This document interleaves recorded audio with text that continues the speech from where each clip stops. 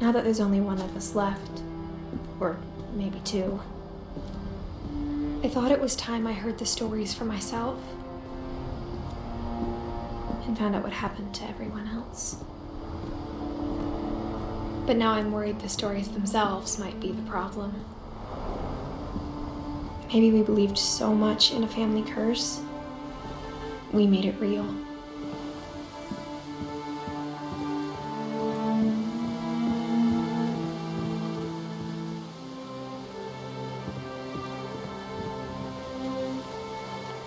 I don't know if I should even be writing this.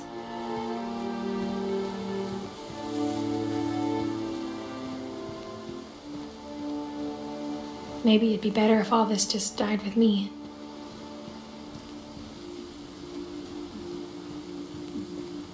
But I thought you should know about your family.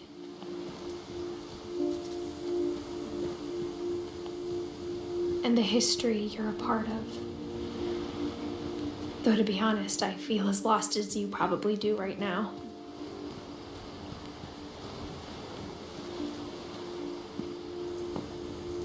I think the people in these stories believed them, for what that's worth.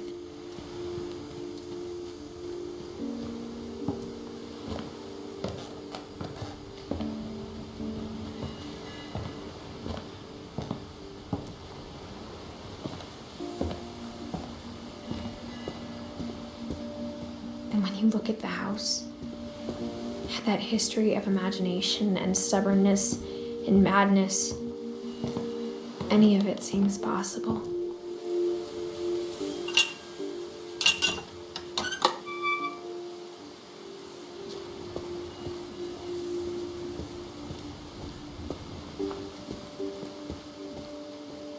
I think we've been surrounded by death for so long, we've just gotten used to it. What kind of family finishes building a cemetery before starting the house?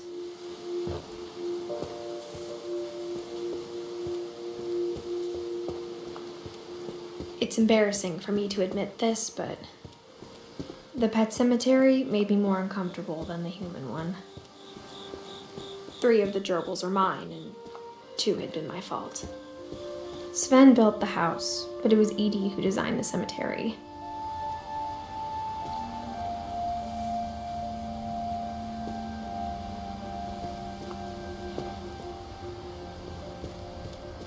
I'm sure Odin's monument had been Edie's idea.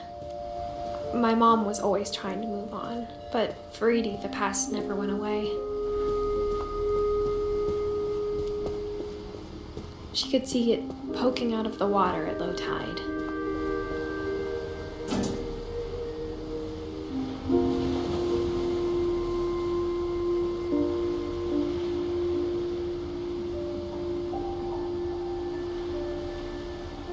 Edie said she dreamed about the old house every night.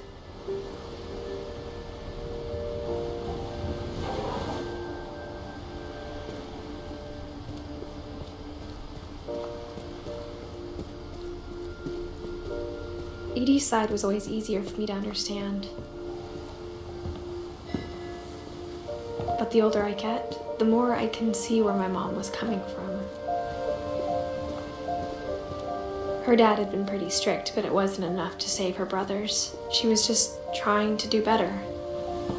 She lost 2 of her brothers, just like I did. I get why she tried so hard to protect us. There's so many things I wish I could ask my mom now. Part of me thinks this is what she wanted all along. For me to come back someday and find everything out for myself.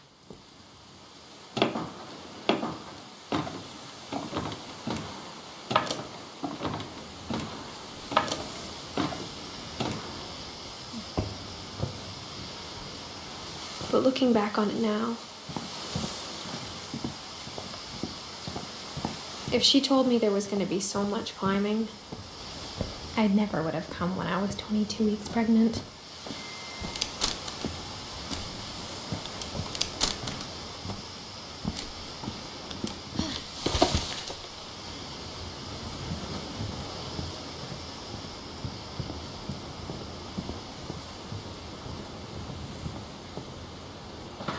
I never met Grandpa Sam, but I think he and my mom had a lot in common.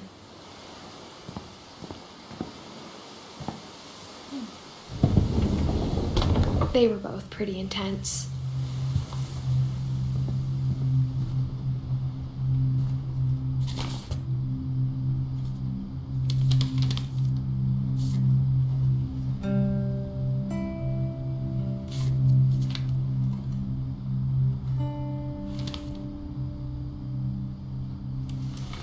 Dawn, I promise, you'll never forget this weekend.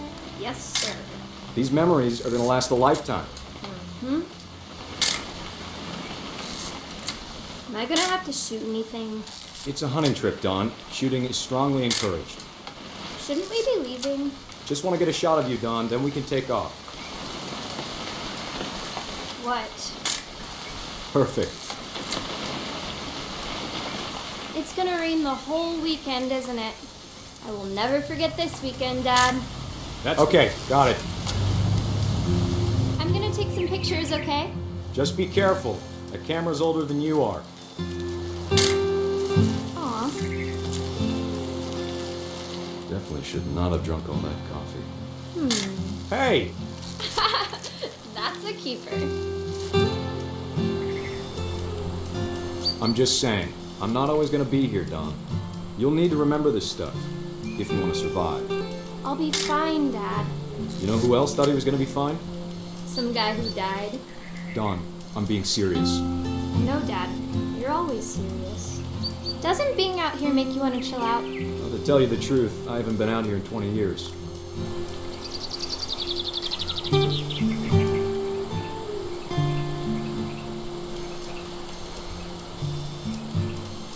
Last time I was with my brother Calvin. Man, that was a great trip.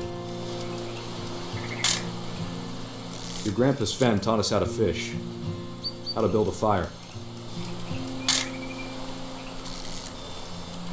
We found an old logging trail. There were deer everywhere. I bet if I could remember what Dawn, don't you think you could find something more interesting to photograph? Give me a minute to check the map.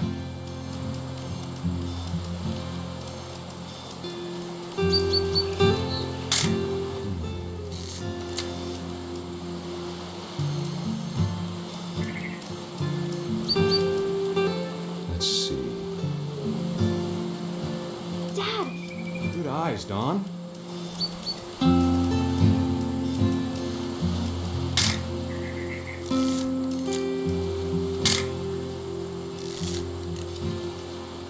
Before you take the shot, let me get a picture of you.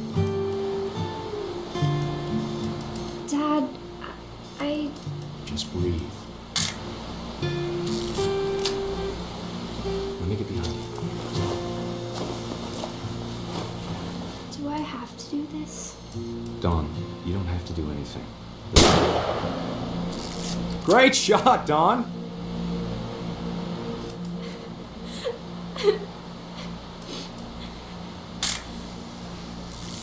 I'm proud of you, Dawn. Always remember that, okay?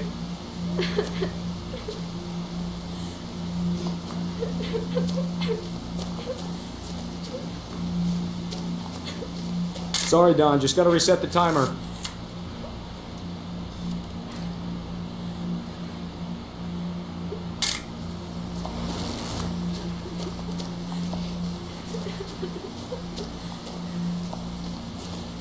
Dad!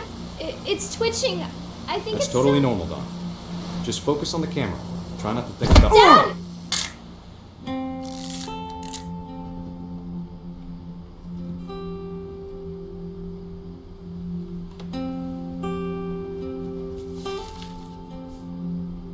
Of all these stories, that's the one I wish most that my mom had told me.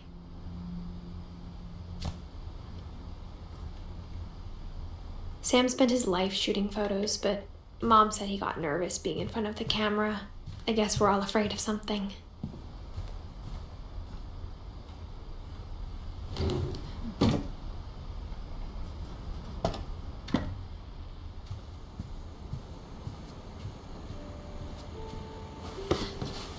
After Sam died, My mom and Edie got really close. They'd both lost a lot.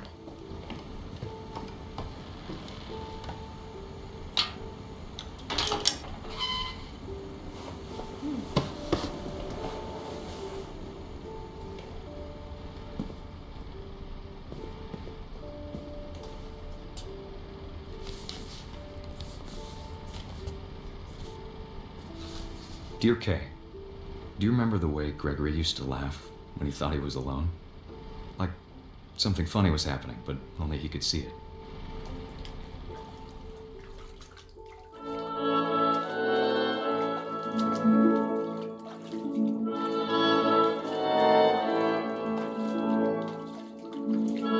I think he saw things the rest of us don't.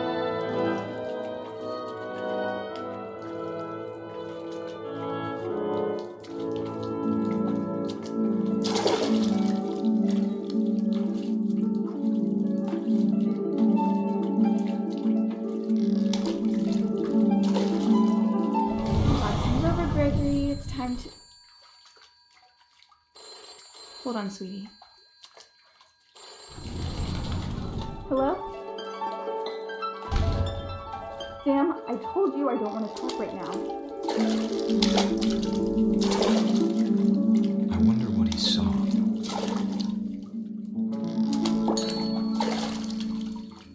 What his world was like.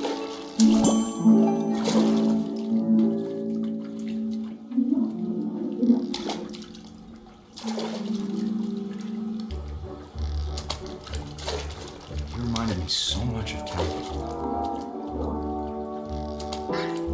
Lost in his imagination.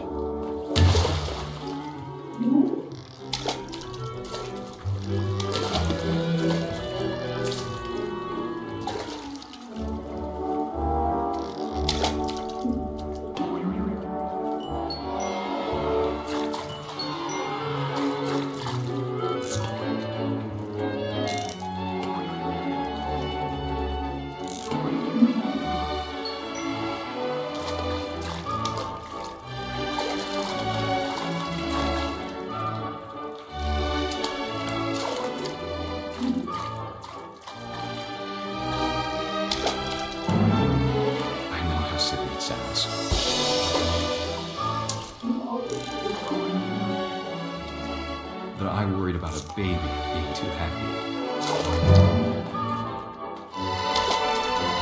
I could feel him slipping away. Sorry about that, Gregory. I know you did everything you could. Maybe if I hadn't called that night. Damn it. Mom, I don't want Gregory to hear this.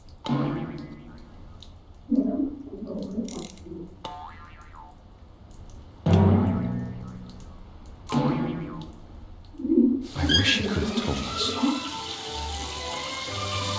about the world he saw.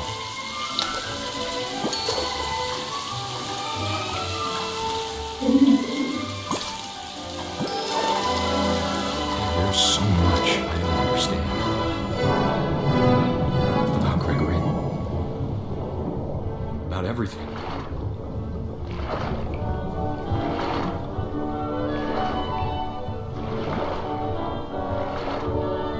But I know what happened wasn't your fault.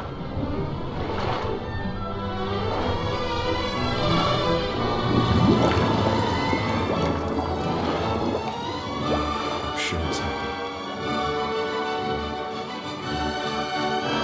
And he'd want you to be happy too. Good luck, Kay. Love, Sam.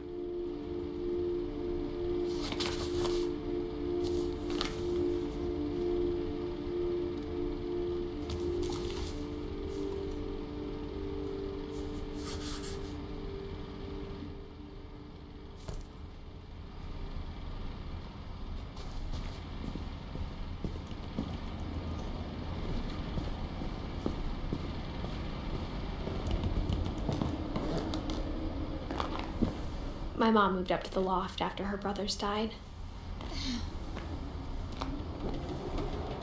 At the time, it was as far away as she could get.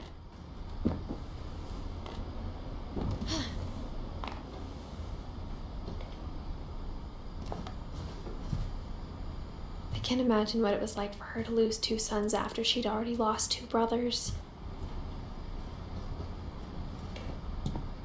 She spent a summer building houses in Calcutta, where she met my dad, Sanjay.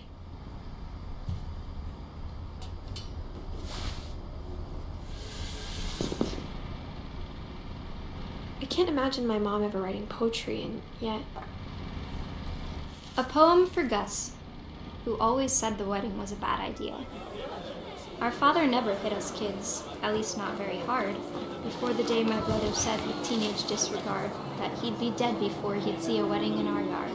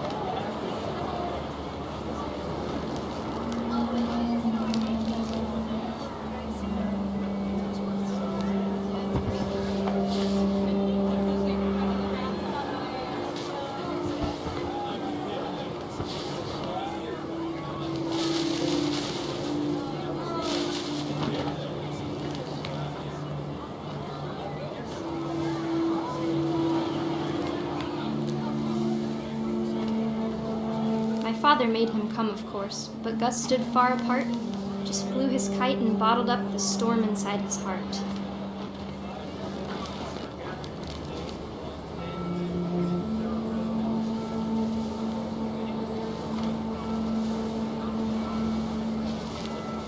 I tried to talk him out of it, but though he'd never met her, "We don't need a stepmom," were the words that I now pronounce you husband and wife. You may kiss the bride.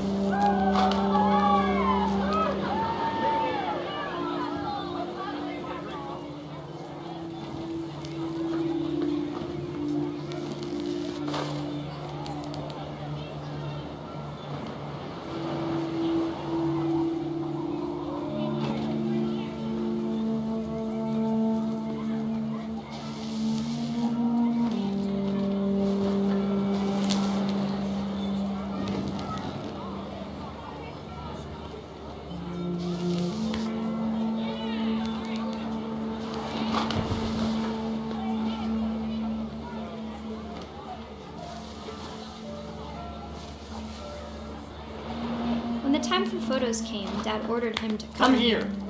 But Gus declined, and as a sign held up his middle finger.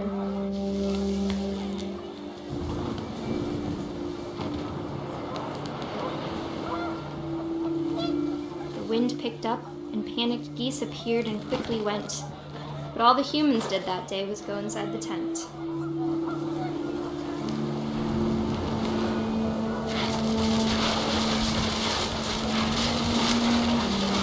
The rain came down in buckets then, but no one seemed afraid that nature might destroy the tent our dad had crudely made.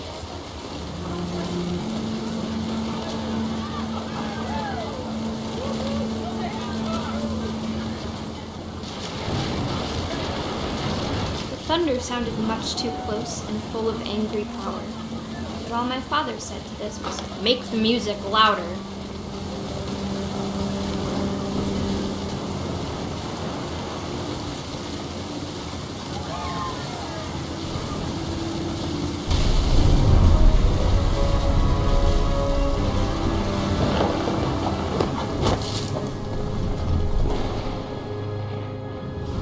I wish that I could truly say I thought about you on that day. Out there on the beach alone, just you, the wind, the sea, and foam. But I didn't, until we found you.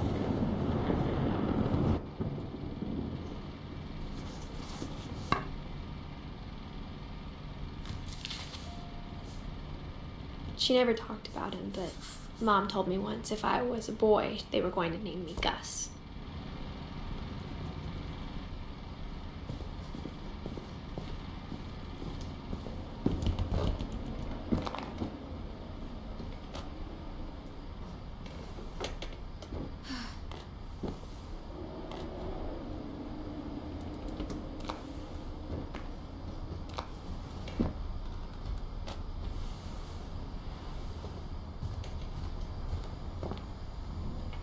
My mom moved to India a week after graduation and got a job teaching English. Louis was born a year later.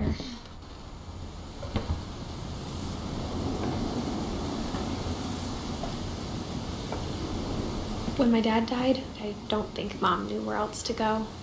I'm sure Edie was happy to have her back. And to see kids in the house again. The house had to get a little bigger, but Edie was used to that.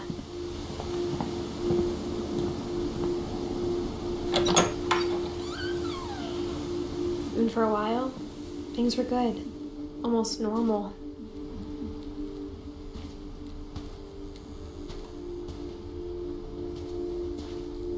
But it didn't last.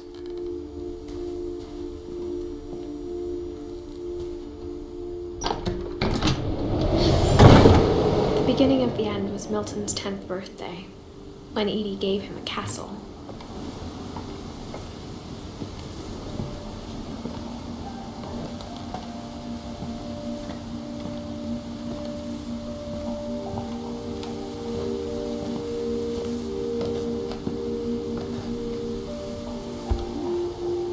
After Milton disappeared, the only thing he left behind was a room full of paintings.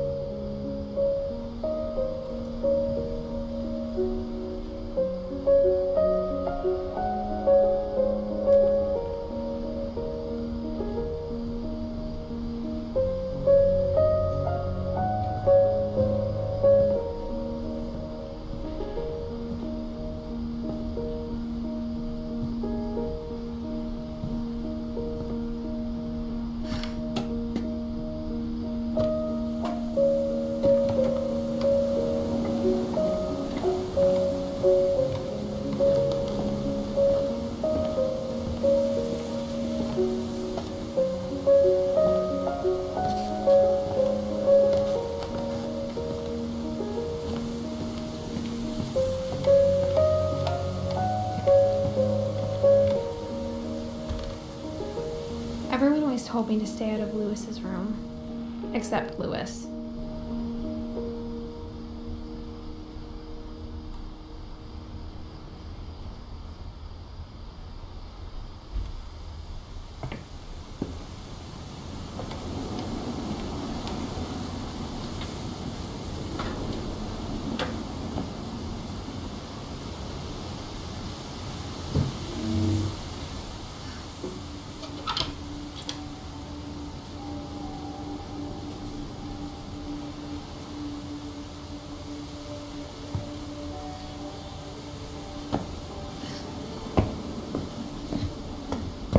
Louis's room smelled very, very familiar. That part of him lived on.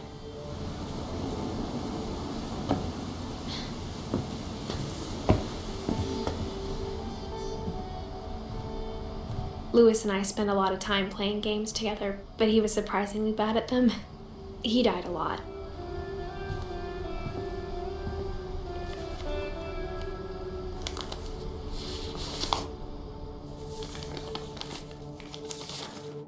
Dear Mrs. Finch, as Louis's psychiatrist, I can understand your desire for an explanation.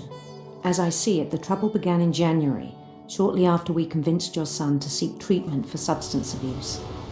Newly sober, I believe Louis first noticed the monotony of his daily life.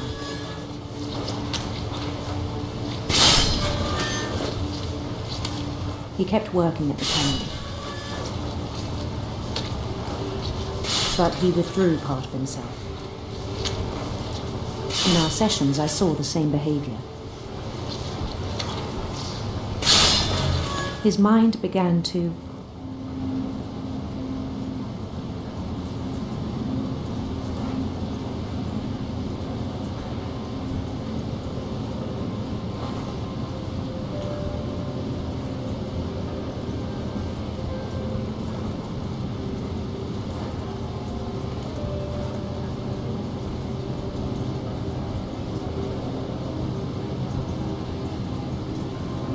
wander.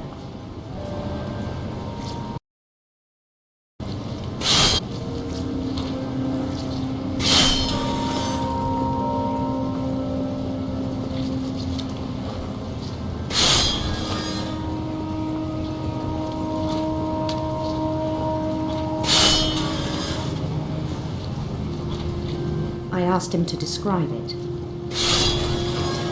He said he started small, imagining a labyrinth. He'd feel his way about. Then something moved. Bats. And toads.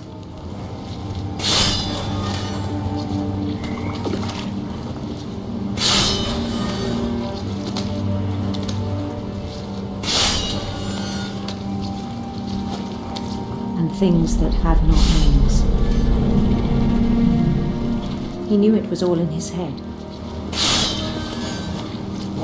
But he took it very seriously. I had hoped he'd find himself.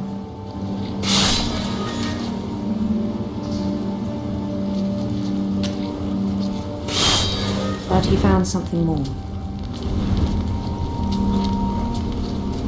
I worried about him then.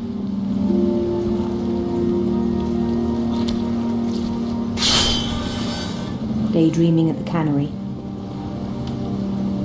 I spoke with his boss. But he said Lewis had become a model employee. Methodical, tireless, focused. Like a whole new Lewis. So I let him go on.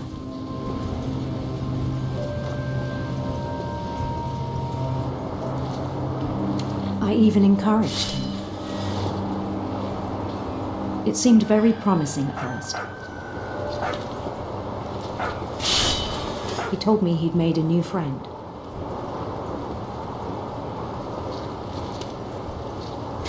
On the edge of a city he named Lewis Topia. He built the city up slowly, brick by brick. Then he made musicians.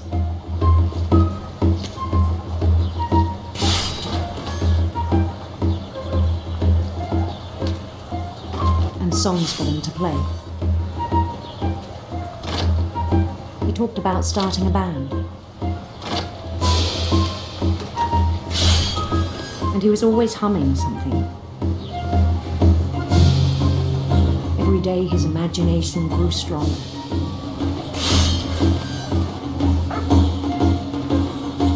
He no longer spoke at the cannery, but his chopping was as reliable as ever. Then one day it struck him that all the cheering crowds, even the stones under his feet, were all in his imagination,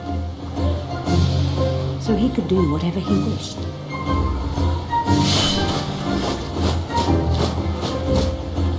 He held an election for mayor. And he won. They begged him to stay, but his mind was already wandering. It became a game for him.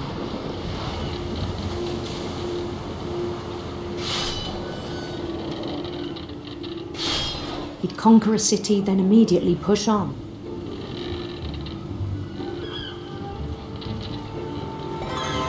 New Louisville.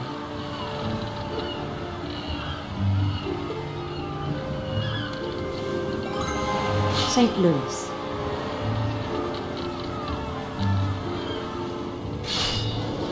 He started drifting away from our reality.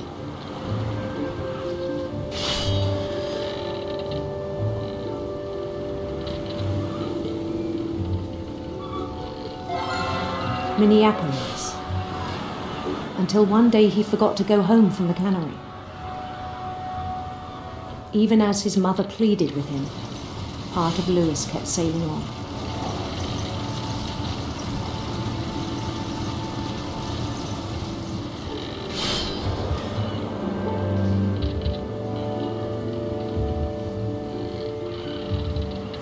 In Lewisburg, he heard rumors of a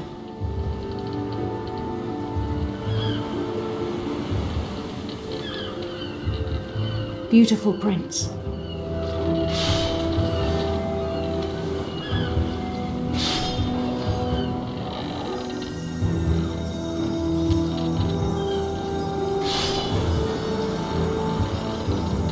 The prince was on his own quest for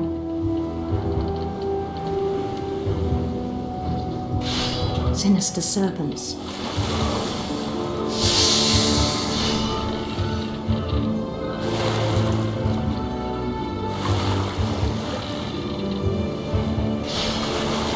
He followed the sound of his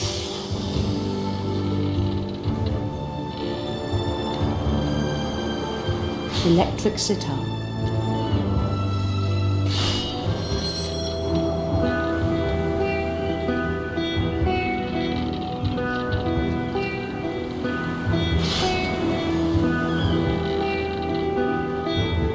His chase led him to a golden palace east of the sun and west of the moon.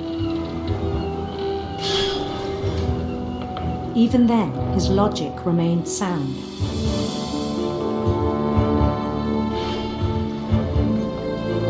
He knew the world was all in his imagination.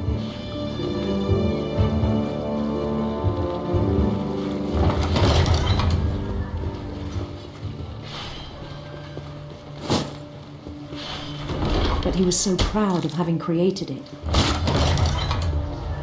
In his own eyes, he'd become something greater than a king.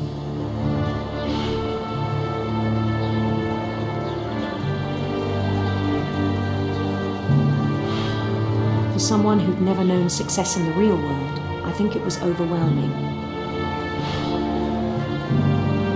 And then it struck him that the real Lewis was not the one chopping salmon, but the one climbing the steps of a golden palace.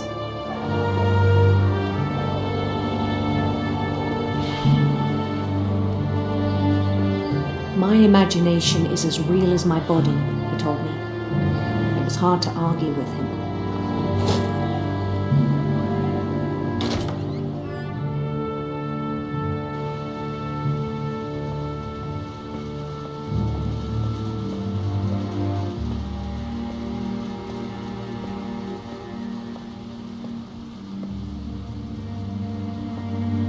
He began to forget the world we know.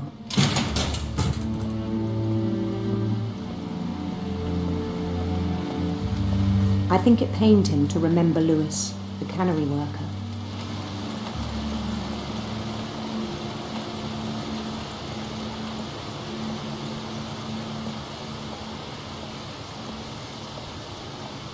He began to despise the man with a royal contempt.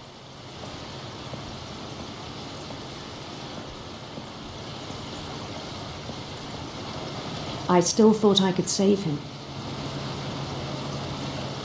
Even after he said he was being crowned king over all the lands of wonder.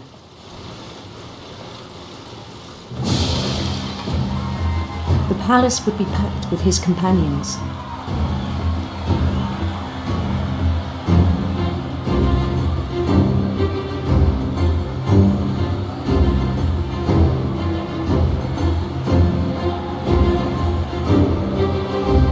Including the wise Calico who'd insisted on inviting him.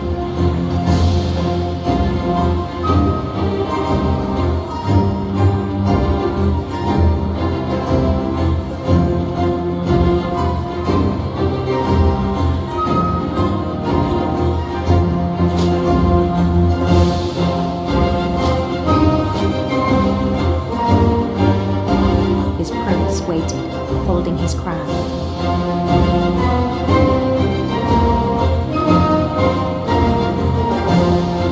There was only one thing left to do.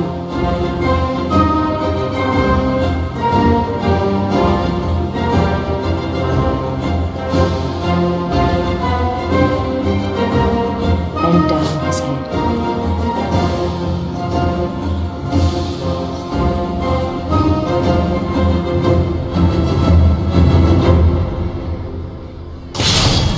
And the rest I think you know. Mrs. Finch, your son was a kind man who will be missed by all of us who knew him.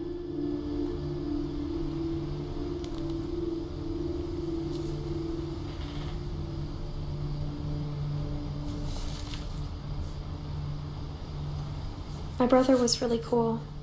I wish you could have met him.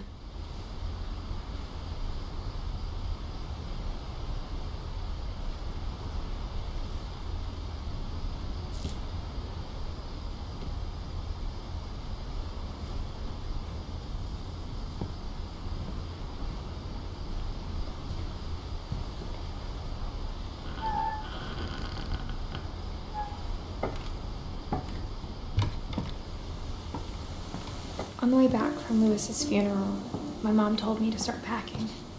She waited until the day before we left to tell Edie. I'm not sure if she wanted to make it easier or harder. I wish we'd stayed. But I understand why we left.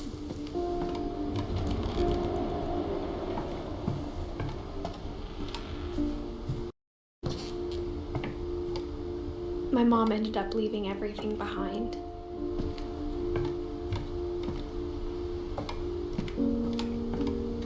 What happened that night had been coming for a long time. Maybe it should have come sooner.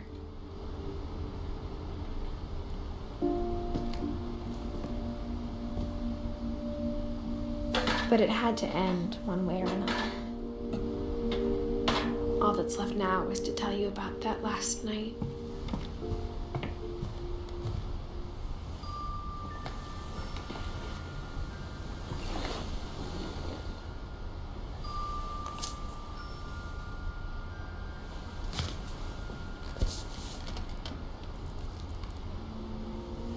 That whole last day, Edie just watched us pack and didn't say a word. Until supper, when she raised her glass and said, "To our final night together, and all our final nights apart." Grandma, you know what I said about alcohol. Some of your medications are very Edith, specific. I left a present for you in the hallway. Why don't you go open it? The grown-ups have to argue now. I'm sorry, you're right. We're all leaving tomorrow. Let's just enjoy our last... I'm not leaving. Edith, you're excused.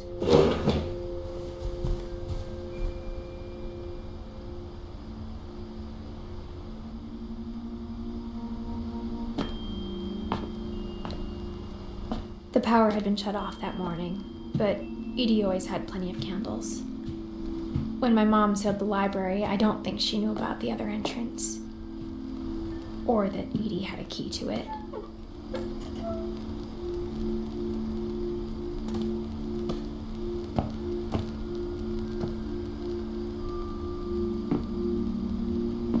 That thing you're afraid of isn't going to end when you leave the house.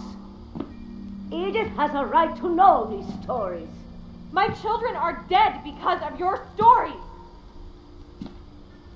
I think it's best if Edith and I leave tonight.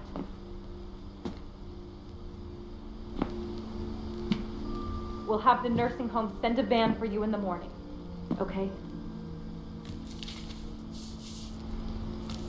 Dear Edith, there's so many stories I wish I could tell you, but there's only time for one. This is about what happened on the night you were born. That night, the tide went way, way out.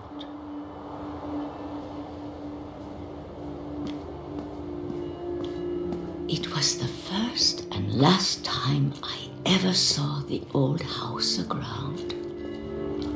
There'd been an earthquake out in the middle of the ocean. They called it the lowest tide in 1,000 years.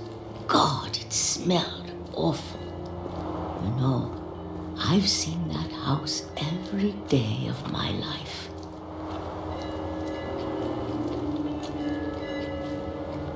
But I never thought I'd go back to it. When the fog rolled in, I lost my way.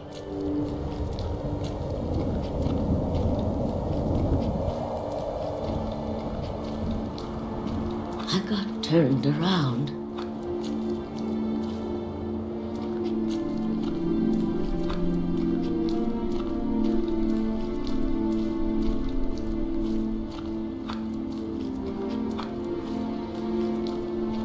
I started seeing things.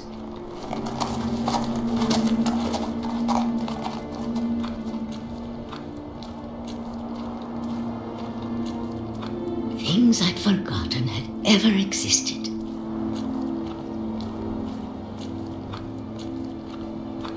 But when I saw them, they felt like old friends. That night, a lot of things came back to me.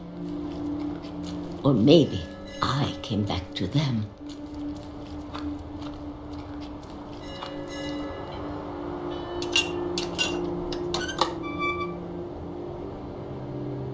Things I can't explain, but that I need you to try and... Edith, what are you doing in here? It's mine. Edith! Mom, you're gonna rip it. Let go. I kicked and screamed, but Mom dragged me to the car.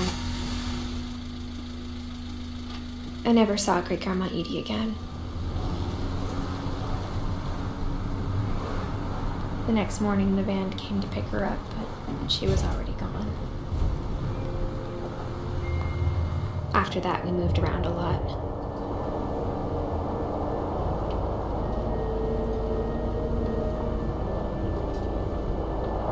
We both tried to make the best of it.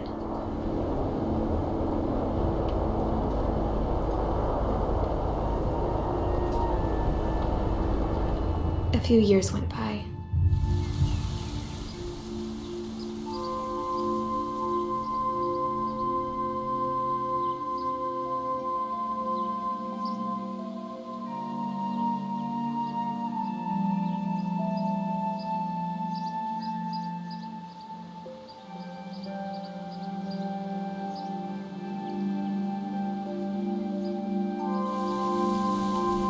My mom didn't like to talk about it.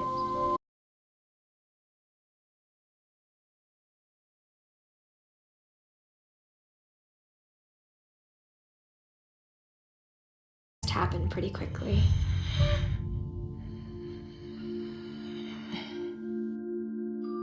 She got better for a while,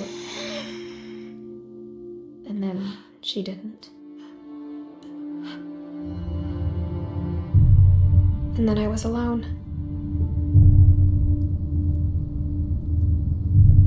The last Finch left alive.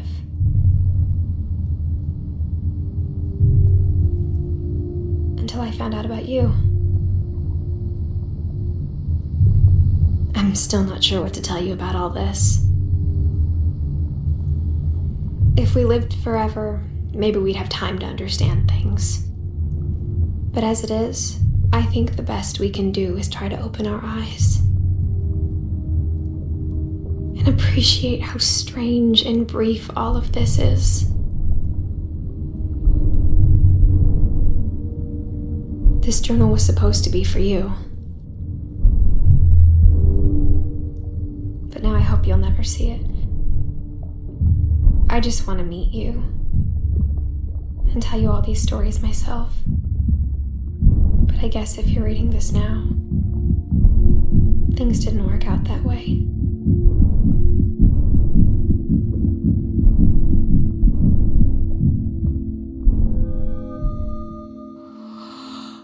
This is where your story begins. I'm sorry I won't be there to see it. It's a lot to ask, but I don't want you to be sad that I'm gone. I want you to be amazed that any of us ever had a chance to be here at all. Good luck.